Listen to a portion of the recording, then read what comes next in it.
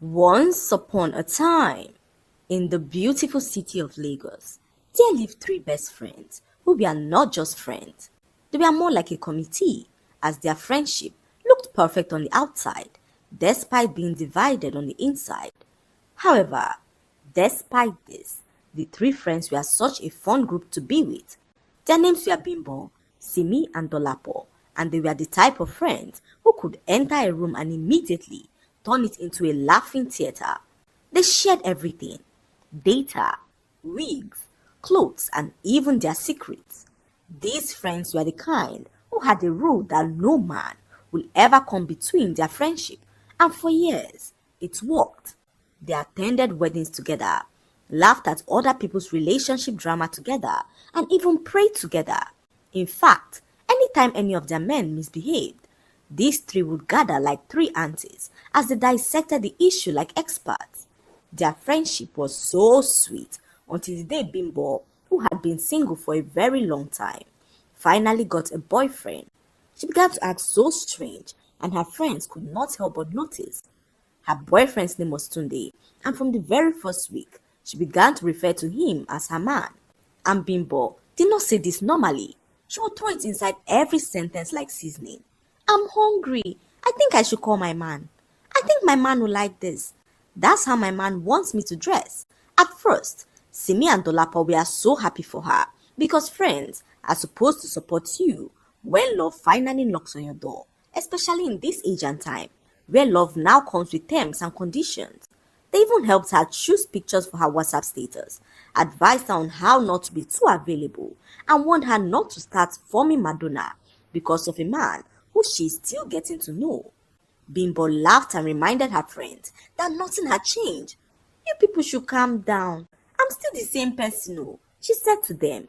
But deep down, they knew that it was a very big lie. Because as soon as Bimbo entered this her new relationship, she did not just change. She updated like iOS. And once this update began, she began to crash. It started with small things. The group chat that used to be active like market women on Saturday morning became quiet whenever Bimbo was mentioned. If they sent her a message asking how she was doing, she would reply their message after 17 hours. Sorry babes, I was with my man. The moment Bimbo sent that unusual message, the group chat went silent for a few seconds. The kind of silence that feels louder than noise. Simi stared at her phone as she inhaled deeply like someone who was preparing for a sermon. She clicked on the voice note button and began to record a message back to her. Good evening, distinguished members of this once great association. Simi began dramatically, her voice carrying the weight of someone who had finally reached the last straw. I just want to understand one thing. Did we all attend the same friendship orientation? Because the syllabus I collected did not include abandon your besties once boyfriend arrives. Dolapo nearly fell off her chair laughing when she saw the voice note length, 3 minutes and 12 seconds. Without wasting time, she sent her own voice note immediately after, but instead of sympathy, she began narrating like a Nollywood movie trailer. In a world where one girl discovers love and forgets her roots, two innocent besties are left to suffer. Her dramatic background humming made the whole thing worse. Will they survive, or will they perish, waiting for a reply that never comes? Find out on the next episode. Simi shook her head dramatically as she dropped another message in the group. This time, softer, but still laced with sarcasm. Anyway, let us know when your man finally grants you visiting hours. We'll book appointment, she said as Dolapo responded with laughing emojis, as well as a fake apology message written like an official memo. Dear management, we regret to inform you that friendship services have been suspended due to emotional negligence. They both laughed through their irritation. Unaware that on the other side of the city, Bimbo was listening quietly, swallowing the urge to respond. She even missed Simi's birthday as she claimed that her man had something else planned for them. This was so strange because Bimbo used to be the first to post in the group and even arrive at their past gatherings. Now, she left their messages unanswered for days as she ignored everyone, never even bothering to return their calls. It was as if her new relationship came with an automatic ignore button as Bimbo began to ignore her friends. Even when they finally saw her physically, she would be holding her phone like it was her life support. smiling at it as if her spirit, mind, and body were inside. They would be talking, and she would interrupt with, "Wait, my man is calling." Then she would stand up, walk away dramatically, and return after 20 minutes with lips shining from laughter.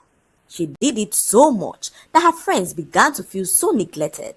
They all had boyfriends, but never had they allowed this affect the friendship that they had built for all these years.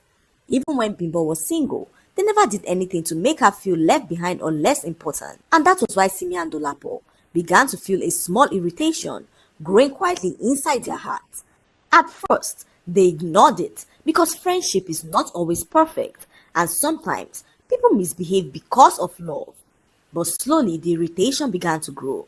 It wasn't just about Tunde anymore. It was about the way Bimbo had suddenly started behaving like the friendship was an old item that she could drop and pick up anytime she pleased.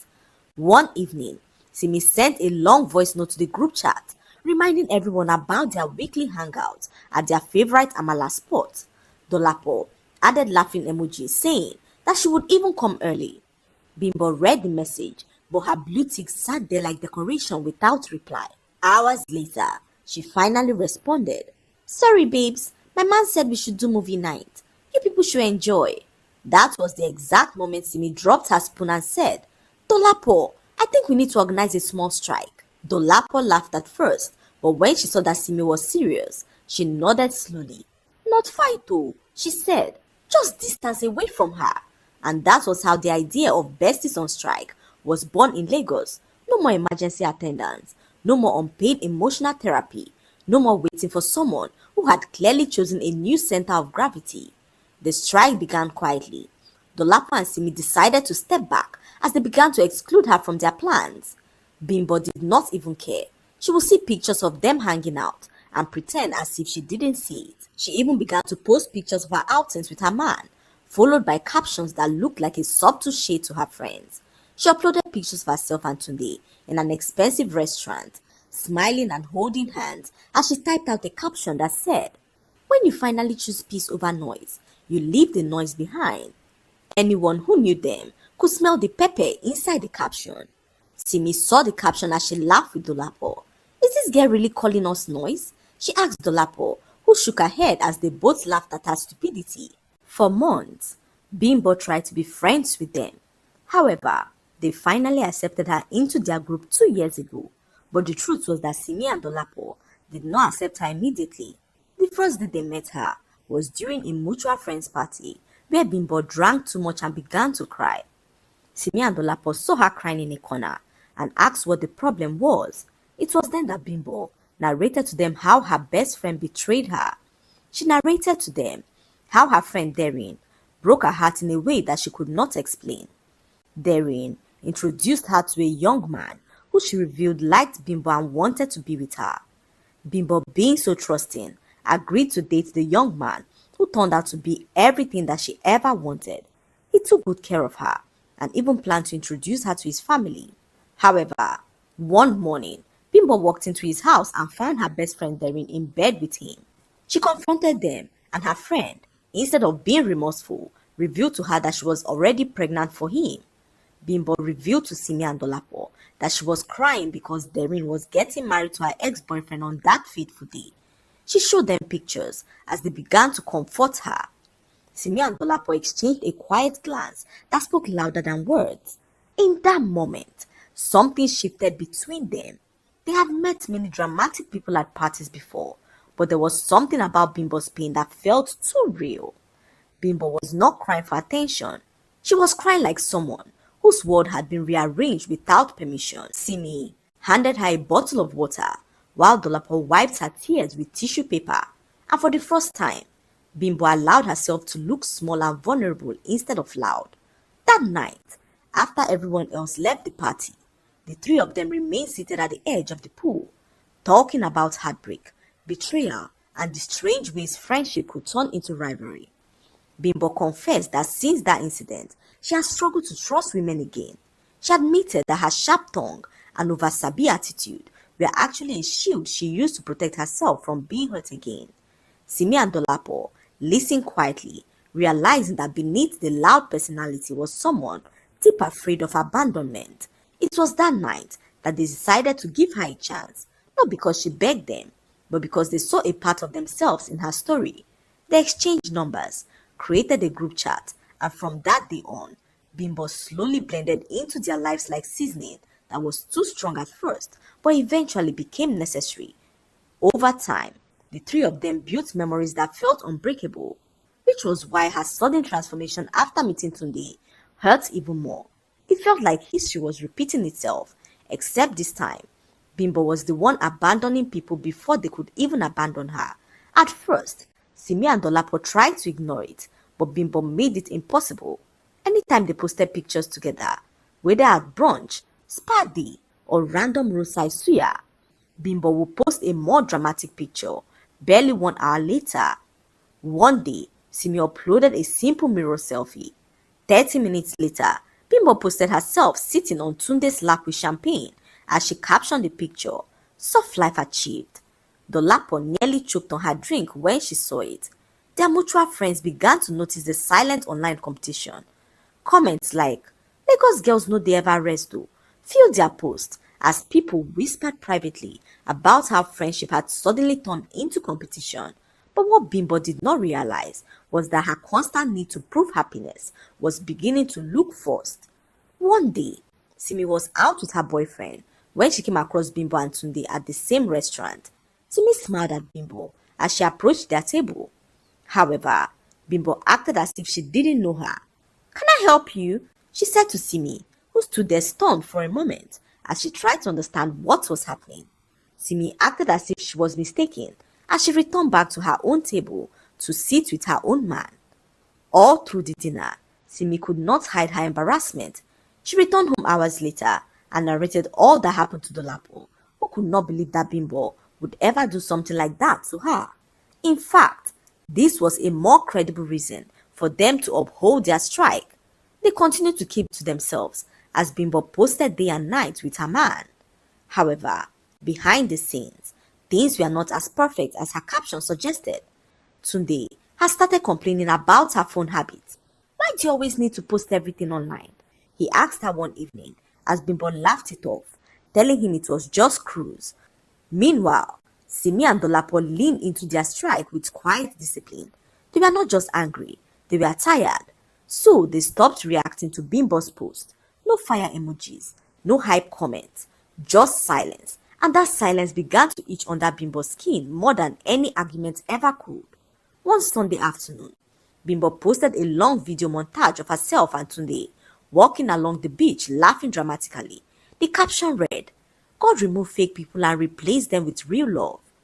Within minutes, strangers flooded her comment section with praises, but the absence of Simi and Dolapo's reactions sat heavy like a missing tooth. Their silence began to follow her everywhere like a shadow that she could not shake off. At first, Bimbo tried to convince herself that she did not care. After all, she had Tunde now, and in her mind, that was enough to prove that life had finally chosen her side. But something about the quietness from Simi and Dolapo felt different from the usual Lagos online drama. They were not fighting her. They were not even shading her. They were simply gone. One evening, while scrolling through old pictures on her phone, Bimbo stumbled on a video from years ago. The three of them were at a roadside suya spot, laughing so loudly that strangers turned to look at them. She paused the video, staring at her own face, free, relaxed, unguarded. For the first time in weeks, her chest tightened. That same night, Tunde complained again about her constant posting. "It feels like you're trying to prove something," he said casually. The words lingered longer than she expected. Days later, she saw a picture of the two of them at a small event. They looked happy. Not loud happy, but peaceful happy. No champagne, no captions about winning. Just two friends smiling quietly. Something inside her cracked. Meanwhile, Simi and Dolapo had begun to adjust to life without her. Their conversations felt lighter as they tried to leave their past behind. However, something happened one day that changed everything that they believed that they ever knew about their friend Bimbo. Bimbo was in Tunde's house, hiding in the toilet as she called their numbers repeatedly. Her heart racing as she glanced towards the door, terrified of what might happen. She called their numbers repeatedly, but Simi and Dolapo refused to pick up her calls. They sat in Simi's house, watching TV, as they wondered why Bimbo was calling them after all that she had done. She can't pick and choose when she wants to be friends with us, Simi said, as Dolapo nodded her head in agreement. Our strike is still in effect, so if Bimbo knows what is good for her, she will stop calling our numbers because no matter how many times she calls, we are not available, they said as Dolapo began to sing a very popular song. Bimbo, the number you are calling is not available. The number you are calling is not available. The number you are calling is not available. The number you are calling is not available. They sang as they laughed hysterically, not knowing that Bimbo was in grave danger. Later that evening, whilst they were watching TV, they saw something that made them freeze in their tracks. Right on the screen was Bimbo in a police uniform as her boyfriend Tunde was being led into a police van. Simi and Dolapo froze in complete shock as they tried to understand what was happening. For all this time, they never knew that Bimbo was an undercover police officer who was after the most dangerous drug lord in the state. She disguised herself for years and came into their life quietly like an ordinary girl. Bimbo had to cut off her friends because she knew how dangerous it would be for them if she brought them close. The news anchor continued speaking, but Simi and Dolapo could barely hear the rest of the report. Their ears rang as memories rearranged themselves inside their minds like furniture, moved in the dark. Every ignored message, every dramatic caption, every moment they thought was pride now looked like sacrifice. Dolapo sat down slowly, pressing her hand against her chest. So all this time, she was protecting us? She whispered, her voice softer than it had been in weeks. Simi nodded slowly, her eyes glued to the screen as footages showed Bimbo standing confidently beside uniformed officers. The same girl who once argued about suya pepper levels looked like someone carrying the weight of 1,000 secrets. She wasn't abandoning us, Simi said quietly. She was hiding us. On the television, reporters explained how the undercover operation had lasted for years. Bimbo had built a fake lifestyle online to convince Tunde's network that she was just another Lagos girl chasing soft life. The expensive dinners, the loud captions, the endless postings, everything had been part of a carefully crafted disguise. Dolapo let out a long breath. We thought she was doing competition with us. Meanwhile, she was doing an investigation. Across town, Bimbo sat alone in a quiet office, her uniform folded neatly beside her. The operation was finally over, but instead of relief, she felt an emptiness that she had not expected. She opened her phone slowly and stared at the muted group chat. The last voice note from Simi still sat there, 3 minutes and 12 seconds, untouched since the day it was sent. Her fingers hovered over the keyboard. For months, she had imagined this moment, but now that it had arrived, she did not know what to say. Back at Simi's house, silence filled the room like a heavy curtain. Neither of them laughed anymore. The strike that once felt justified now tasted bitter in their mouths. They replayed old chats, noticing small details that they had missed. Cryptic emojis, sudden disappearances, posts that now felt less like pride and more like coded cries for understanding. We need to see her, Dolapo finally said, as Simi nodded without hesitation. The next morning, the two of them stood outside a quiet police station, unsure whether they were allowed to enter. The building felt too official, too serious for the kind of friendship that had once thrived on amala plates and gossip. Just as they turned to ask the security officer for directions, the glass door opened. As Bimbo stepped out, for a moment nobody moved. She looked the same eyes, same stubborn mouth, but there was a calmness around her that had not existed before. The loud energy that once filled every room had softened into something steadier. Dolapo was the first to break the silence. She ran forward and hugged her tightly, the kind of hug that carried weeks of misunderstanding and relief. Simi followed, her eyes shining as she hugged Bimbo. "I'm sorry," Simi whispered. "We thought you forgot us. We thought you hated us." Bimbo laughed softly, but her voice trembled. "I needed you to believe it," she admitted, "because if anyone suspected, you people could have been in danger. I was calling you two yesterday, because I didn't know if I would survive the operation or not. I had to tell you the truth so that you will know that I never pushed you away to hurt you. The story I told you about my best friend Darren, the one who betrayed me and got married to the man that I loved, was all a made-up story to make you to accept me as your friend. I needed to be in your circle, as only then would I be able to meet Tunde without any form of suspicion. Because Tunde's brother lives in the next house. I used our friendship to target him so as to bring him down and end his drug business. Bimbo apologized to them for how she used them. She revealed how wonderful they were as friends and hopes that they could still remain friends after this. Simi and Dolapo accepted as they all stood there for a long moment as tears poured down their eyes. Three women who had survived a misunderstanding bigger than any fight they could have ever had. Later that evening, they returned to their favorite Amala spot, the same plastic chairs, the same noisy generator humming in the background. Nothing had changed, yet everything felt different. This time, nobody checked their phones every 2 minutes. Nobody tried to prove anything online. Dolapo pointed at Bimbo teasingly. So all those captions you were posting, now police strategy be that? Bimbo groaned.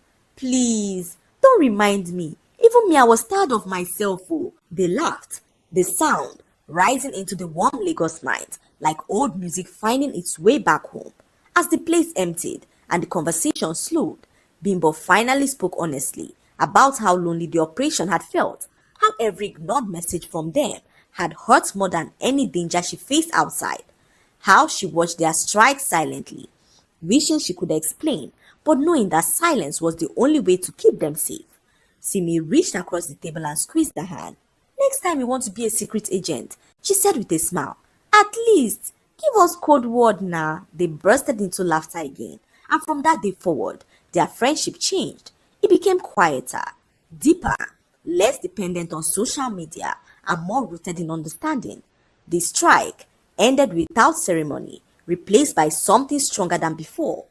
Weeks later, Bimbo posted again, but this time the caption was simple. Real love doesn't compete, it protects.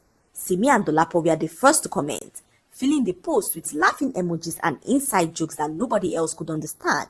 And in the beautiful city of Lagos, the story of Bestie on strike ended not with revenge or victory, but with a lesson that followed them long after the headlines faded.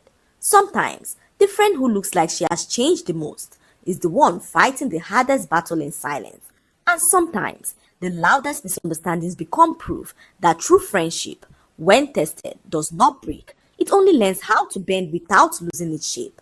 The lesson to be learned from this story is that not every distance is betrayal, and not every silence means someone has stopped loving you. Sometimes, people carry battles they cannot explain, and what looks like pride or competition may simply be survival. True friendship requires patience, humility, and the wisdom to avoid judging a chapter before you understand the whole story. It also reminds us that social media rarely tells the full truth, and that comparison can destroy bonds that once felt unbreakable. Simi and Dolapo learned that assumptions can wound deeper than words, while Bimbo learned that even strength needs honest connections to survive. In the end, the greatest lesson was simple but powerful. Real friendship is not proven by constant presence, loud validation, or perfect understanding, but by the ability to forgive, grow, and stand together again after the storm has passed. I hope you enjoyed it.